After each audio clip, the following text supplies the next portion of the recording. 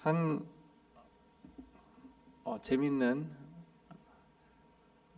다 아시는 얘기일 것 같아요. 비슷한 얘기입니다. 저도 어릴 때 들었던 얘기인데 항상 이런 얘기는 또 비행기가 추락하죠. 꼭 비행기가 추락하는데 그 네 명이 타 있었습니다. 네 명이.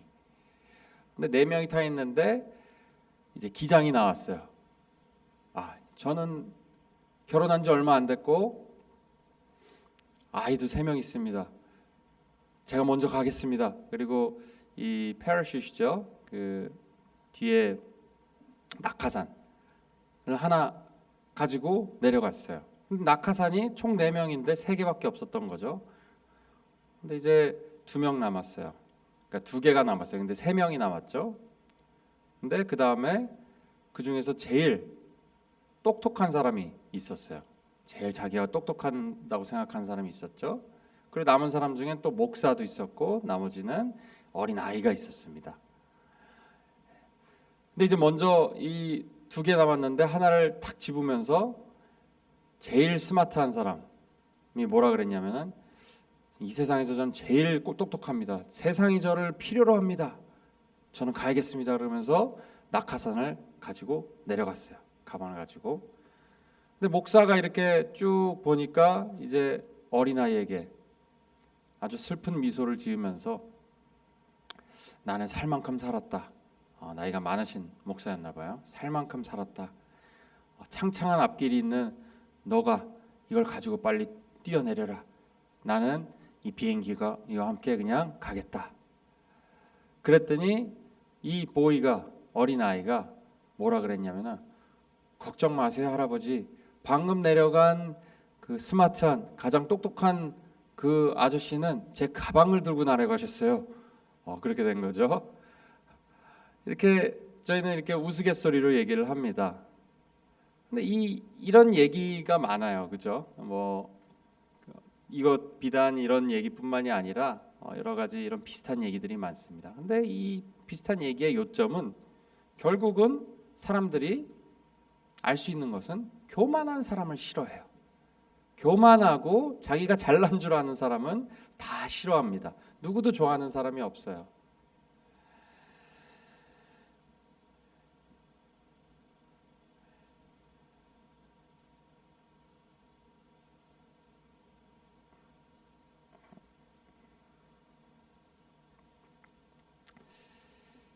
교만은 그것을 가진 사람만 빼고 다 이상한 사람으로 만드는 질병이다 이런 말이 있습니다.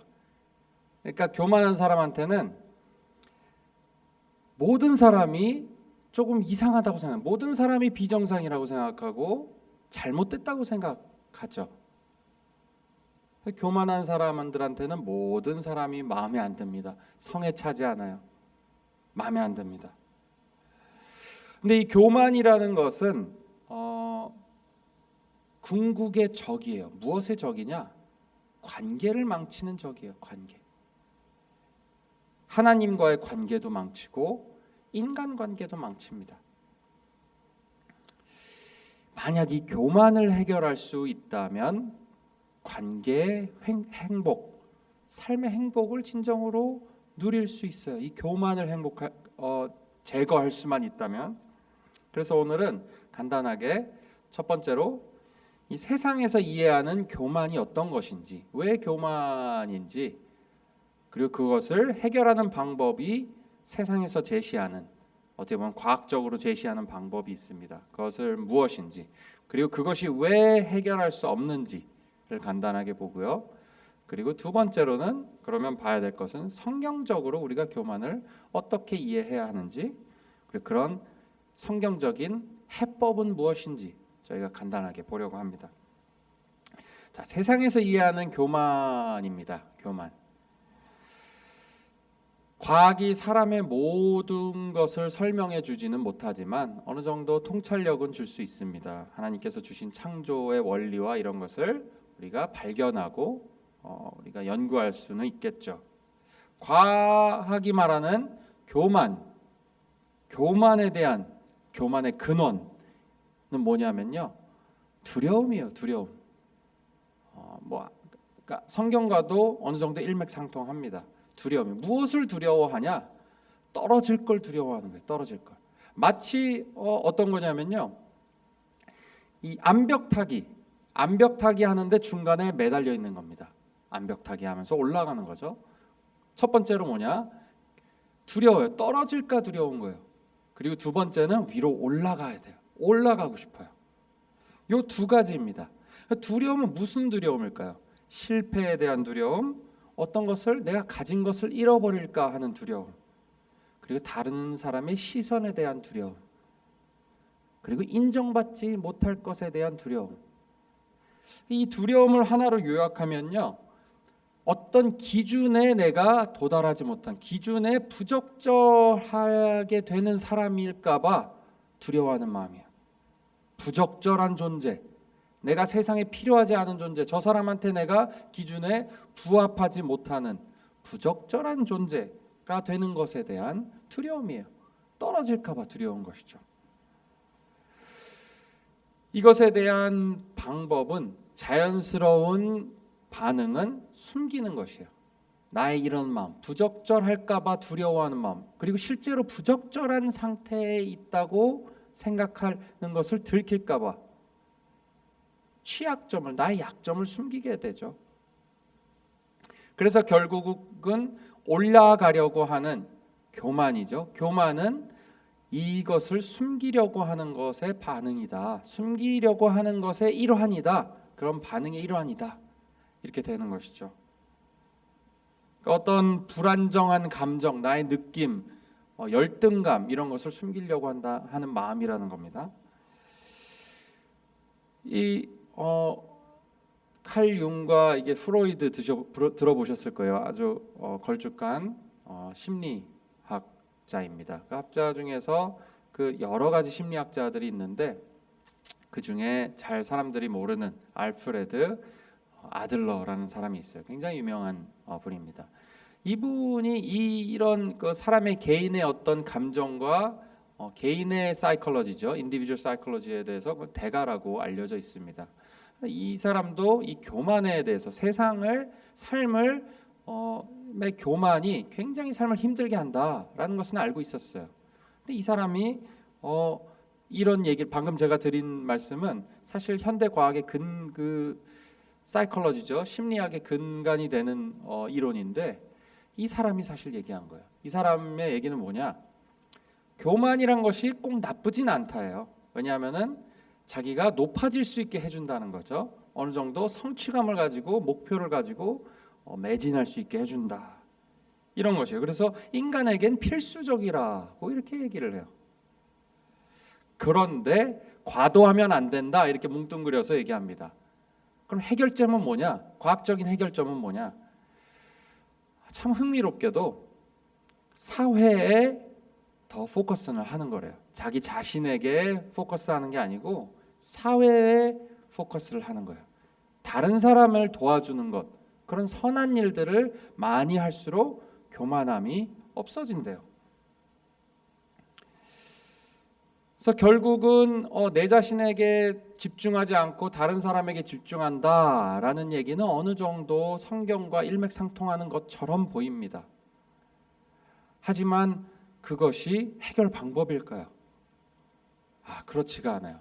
이 해결 방법이 아니라는 것을 누가 증명하냐면요, 벤자민 프랭클린, 다 아실 거예요. 아주 당대 최고의 지식인 중 하나였고, 아주 모럴리티도, 아주 도덕성도 좋고, 그래서 대통령까지 하신 그분인데, 이분이 어떻게 이거를 본인이 해결하려 그랬냐면요, 이 사람은 아주 재밌는 사람이에요. 이 교만을 제거하기 위해서 자기가 계획을 짰어요. 이 사람은 뭐 종교와 은혜를, 그리스도인을 직접적으로 그리스도인은 아니었습니다. 하지만 몇 가지 자기가 할 수 있는 최고의 가치를 자기 삶 속에서 스스로 창출해내고 그것을 매진했어요. 예를 들어서 침묵 같은 것이죠. 자기 자신의 생각을 교만하지 않게 막 다른 사람한테 얘기하지 않는 거예요. 무조건 다른 사람한테 이익이 되는 얘기만 하는 겁니다. 의도적으로. 그리고 사소한 대화를 하지 않았대요. 그러니까 스몰 톡을 하지 않은 겁니다. 어느 정도 지혜죠. 그리고 검소한 생활을 했어요. 사람들한테 자랑하지 않고 자기 자신을 자랑하지 않고 도와주는 데만 쓰는 것을 하루하루 그 체크하면서 지켜 나갔다고 합니다. 그리고 시간을 근면하게 시간을 낭비하지 않았어요.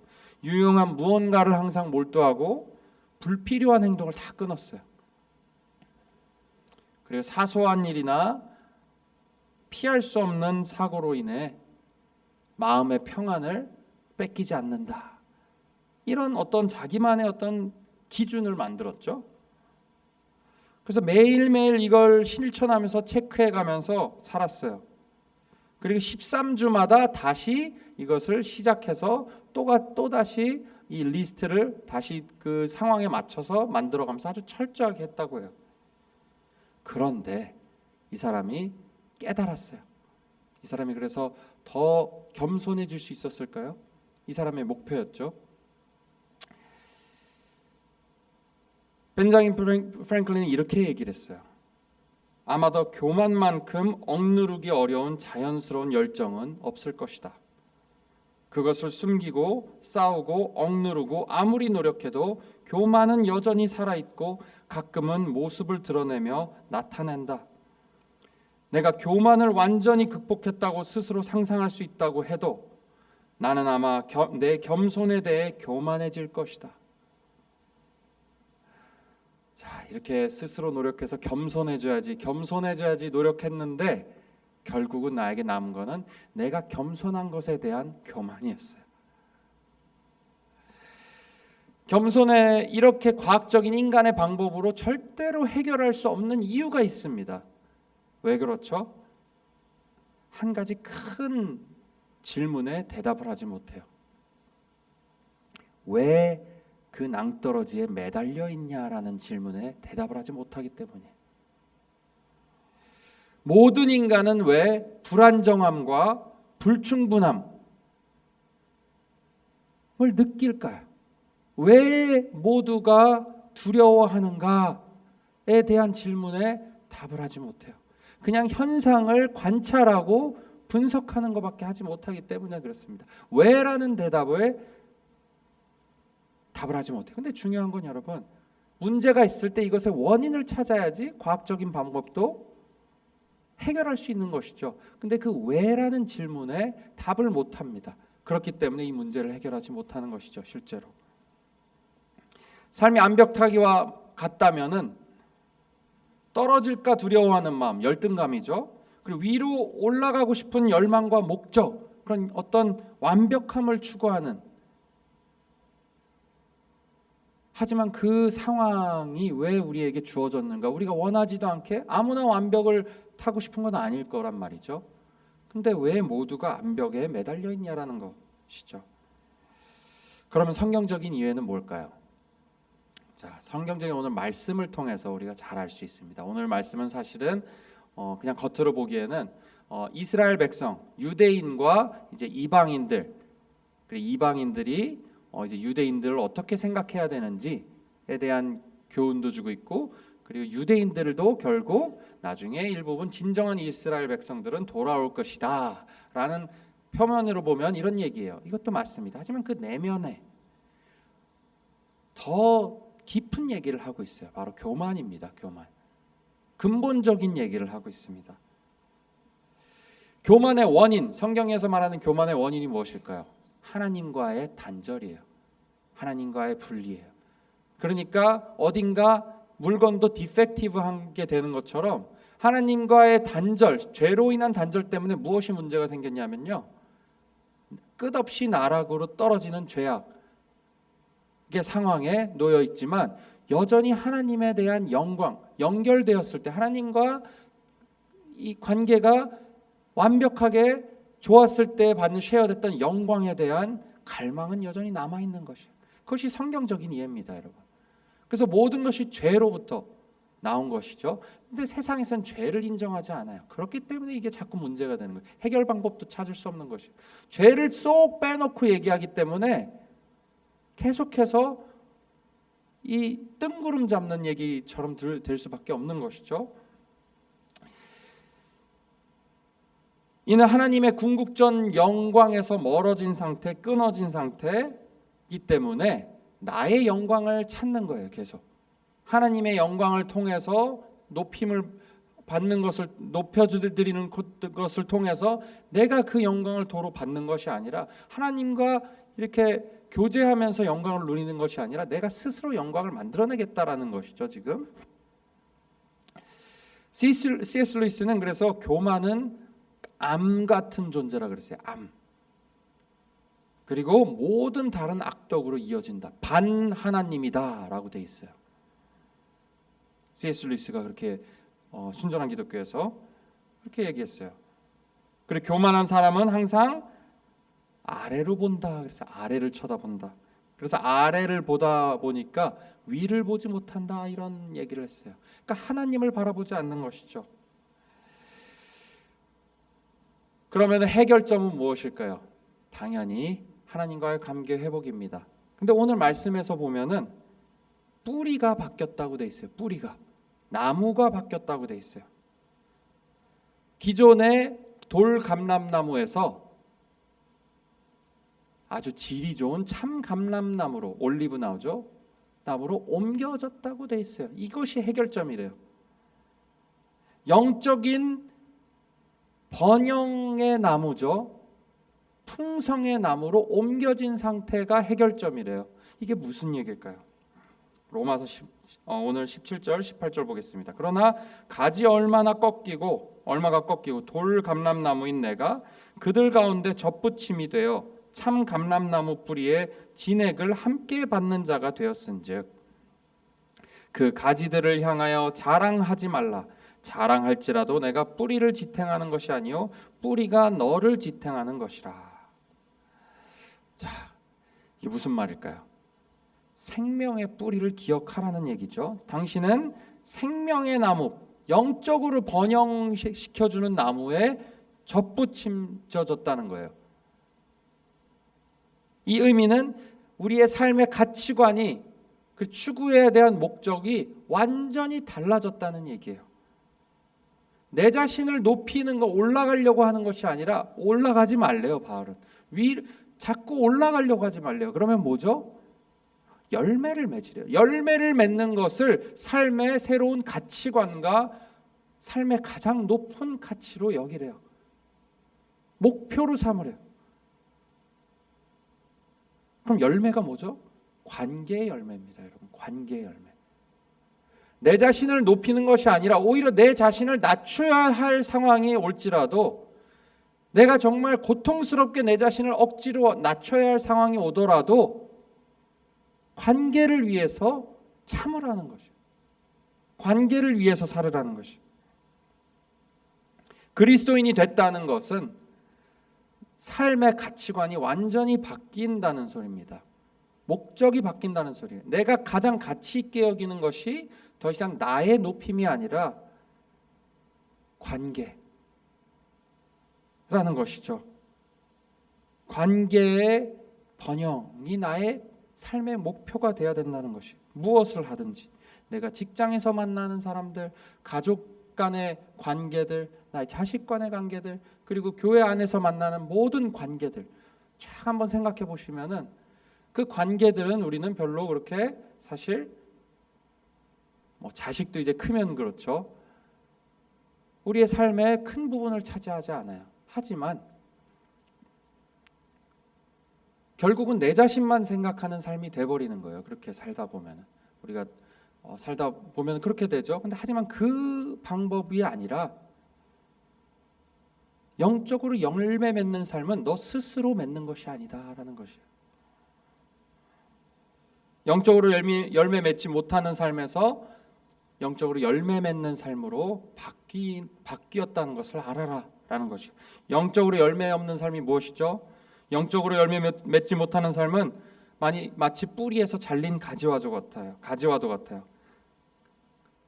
그렇기 때문에 다른 사람의 말을 잘 듣지 않습니다. 그리고 다른 사람의 말 혹은 성경 말씀, 설교 말씀, 메시지를 들어도 사고방식이나 그 삶의 가치관이 바뀌지가 않아요. 그냥 좋은 얘기구나. 겉으로 자신감이 있어 보입니다. 자신감이 있어 보이려고 합니다. 하지만 실제로는 극도로 외롭죠. 외로워요. 여러분, 교만이 주는 것은 결국 그 끝에 외로움이에요. 외로움. 교만한 사람, 우리가 조금 다 교만함이 있습니다. 그래서 우리가 교만할 때 외로움을 느껴요, 사실. 마음 깊은 곳에서는 사랑하고 사랑받기를 간절히 원하지만 그렇게 할 수 있는 영적 자원이 없습니다. 진액이 없어요. 영적 진액. 뿌리에 진액이 없어요. 그 돌감람나무에서는 영양가가 없습니다. 지식적인 자원도 없고 감정적인 자원도 없어요. 지식적인 자원 뭐죠? 내가 어떻게 사랑해야 되고 어떻게 사랑을 받을 수 있는 방법이 무엇인지 알지 못해요. 감정적인 자원도 없습니다. 내 스스로가 감정적으로 이미 많이 드레인돼 있다 그러죠. 빠져 있기 때문에 더 줄 감정이 없는 거예요. 더 줄 사랑이 없는 거예요. 감정이 메말라 있다는 것이죠. 하지만 그거를 해결해 주시겠다는 거예요, 하나님이. 믿었을 때. 이제 삶의 목적은 나의 열등감을 숨기거나 다른 사람보다 높아지려는 것이 아니라 영적 열매를 맺는 것입니다. 특정한 재능이 필요한 것도 아닙니다. 특정한 은사가 필요한 것도 아니에요. 바로 그렇게 할 수 있는 이유는 뿌리가 달라졌기 때문이에요. 우리의 뿌리가 달라졌다는 이 믿음이 우리의 삶을 완전히 변화시킵니다. 열등감은 극적으로 줄어들 수 있어요. 내가 숨기려는 마음, 다른 사람들에게 나의 약한 점을 보이지 않으려고 고분분투하는 그 노력도 할 필요가 없게 돼요. 당신이 뿌리를 지탱하는 것이 아니라 뿌리가 당신을 지탱하는 것이다 라는 말이 오늘 핵심적인 메시지입니다. 두 가지가 있어요. 담대함도 옵니다. 겸손함도 옵니다. 진정한 겸손함. 담대함은 무엇이죠? 생명의 뿌리에서 오는 자신감이에요. 영적 자신감. 그리고 평안이죠. 그리고 겸손은 무엇이죠? 생명의 뿌리가 없을 때는 나는 아무것도 아니라다 라는 것을 인정하는 것이에요. 이것이 진정한 겸손함이에요. 내가 열매 맺지 못할 것이 진정으로 내 스스로 높아지고 행복하지 못한다. 뿌리가 없으면 이것을 마음속에 깊이 깨닫는 것이에요. 겸손함은. 그리고 이것은 곧 감사함으로 이어질 수밖에 없죠. 우리가 해야 되는 것 두 가지입니다. 그래서 하나님을 경외하라는 것이에요. 떨어질 것을 무서워하지 말고 하나님을 무서워하라는 것입니다. 오늘 바울이 실제로 명령형으로 말하는 것이 두려워하라예요. 두려워하라고 더 큰 것을 두려워하라는 것입니다. 여러분, 소리도 작은 소리가 큰 소리한테 완전히 먹혀버립니다. 실제로 거기 있는데도 작은 소리는 더 큰 소리가 나면 마치 없는 것처럼 생각이 들어요. 이 교만함도 마찬가지. 우리가 완전히 주님 오실 때까지 교만함을 없앨 수 없다면 더 큰 소리를 많이 들어야 돼요. 그게 뭐죠? 우리가 뿌리를 많이 생각하고 뿌리를 더 두려워하는 것이에요. 내가 나됨은 다 하나님이 공급해 주심 때문이다 라는 것을 내 마음속에 인정하고 믿는 것. 그랬을 때 그것을 더 자주 생각하고 마음속에 곱씹을 때, 그리고 감사함으로 내 삶을 채워나갈 때 교만함이 점점 들리지 않는다는 거예요. 교만한 마음이 점점 생기지 않게 된다는 것이죠. 두 번째는 숨기지 말고 고백하라입니다. 영양분을 먹는 방법 중에 하나는, 아주 중요한 것은 내가 아무것도 없는 영양분이 없다는 것을 주님 앞에 고백하는 것이에요. 범죄자도 마찬가지입니다. 처벌의 심각성을 깨닫고 또한 그것뿐만이 아니라 용서받을 희망이 있다라는 것을 느꼈을 때 고백합니다. 자신의 죄악을. 비슷한 것 같아요. 저희도 우리의 죄악을 고백했을 때 우리에게 더 좋은 것이 올 거다. 희망이 있을 때 고백하기가 더 쉬워집니다. 만일 우리가 죄를 자백하면 그는 신실하시고 의로우셔서 우리 죄를 용서하시며 우리를 모든 불의에서 깨끗하게 하실 것입니다. 라는 요한일서의 말씀을 우리가 기억할 수 있습니다. 하나님께 죄를 고백하고 용서를 구하는 것, 회개죠. 그것은 영적으로 우리가 공급을 받고 영적인 열매를 맺는 데 첫 걸음이에요. 그래서 우리는 그렇게 할 때 사랑, 기쁨, 마음의 평화, 인내할 수 있게 돼요. 더 친절해질 수 있게 되죠. 더 온유할 수 있게 돼요. 나의 화를 더욱더 절제할 수 있게 돼요. 하나님의 말씀을 매일 묵상해야 합니다, 여러분. 그리고 기도해야죠. 그리고 공동체에서 안에서 연습해야죠. 그리고 뿌리가 하나라는 것을 확인해야 되죠. 어떻게 확인하죠? 이런 공동체 모임에서 항상 감사함을 잊지 않는 것이, 하나님께 함께 감사하고 찬양하는 것이 필요합니다. 그래서 오늘 하루 겸손함, 그리스도 안에서 진정한 겸손함은 그 뿌리를 기억하는 것, 뿌리에 의지하는 것, 나를 지탱하고 나를 나 되게 해주는 것, 더욱더 높아지려는 것이 아니라 뿌리에 의지하고 더 낮은 곳으로 가는 그런 오늘 하루 되시기를, 그래서 하나님께서 공급하시는 그 영양분, 영적 열매가 풍성하게 맺어지는 오늘 하루 되시기를 주의 이름으로 축원합니다. 제가 기도하겠습니다. 하나님 아버지, 감사합니다. 오늘 겸손에 대해서 저에게 다시 한번 가르쳐 주시고 잊었던 것을 생각나게 해주시고 진정한 겸손을 내 열매를 맺을 수 있게 하나님께서 힘도 주시겠다고 약속하시니 감사합니다. 하나님 아버지, 저의 가치관을 바꿔주시고 저의 삶의 목적을 바꿔주시옵소서. 주님의 뜻에 맞게 주님께서 주시는 진정한 행복과 평안한 삶을 살 수 있도록 우리가 부서진 관계들 다 회복시켜 주시고, 아버지 하나님, 우리가 힘이 없을 때, 우리가 영적 자원이 없을 때 하나님께서 지혜를 주시고 감정을 강팍하지 않게 하여 주시고 사랑을 넘치게 우리의 마음속에 부어주셔서 그 사랑을 또 전할 수 있게 하여 주시옵소서. 용서할 수 있게 해 주시옵소서. 그리하여 주님께서 주시는 그 영양분을 잘 받아먹고 그걸 전하고 영적으로 풍성한 열매 맺는 하루 되게 하나님께서 역사하여 주시옵소서. 예수 그리스도의 이름으로 간절히 기도드리옵나이다. 아멘.